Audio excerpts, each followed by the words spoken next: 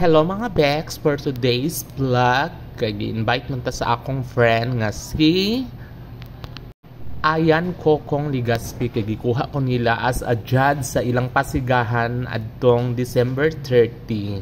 So mauni sila na nga busy na sila kay nanggilista na sa ilang mga ngalan nga makabunot sila sa ilang mga kay nagparapol si barangay captain. So busy kaayo na sila while nga kami po naa sa kilid nga itagayan pug ko nila kay nanggitagay pug kuan pondador o di ba.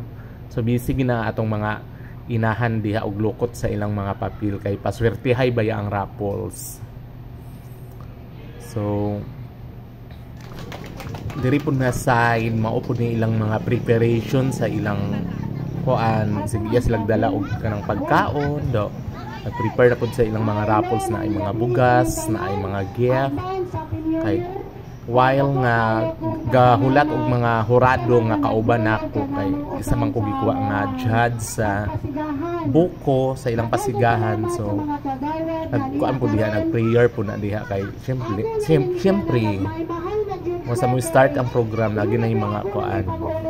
So mauna ni diri o wala pa nagpasiga. So nag-start nagpasiga sila kay ang ubang gitisting pa man nila kay basin dili maniga, di ba? I-try pa na nila pasiga. So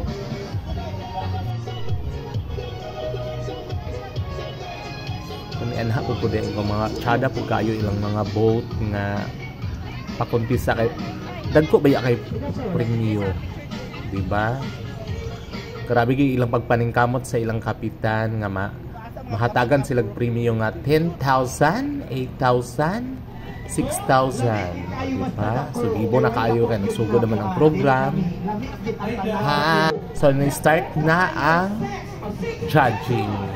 So naami diri kay while nga gasuring na silang boat kay tinuod gid kaayo nga bata ilang gibutang sa ilang bilin ay mga angel diha. Aglisod gimidana mga judges. So nasa diri ang mga katawhan, mga bata. O bibo kaayo sila. So dili basta-basta ang price sa ilang kuan kay 10,000 ang makadaog o, di ba? Nindot po ning ila o pure gid nga bata ilang gikuan. Thank you for watching. Just follow my page, Screen Sabaano Patient. Bye-bye.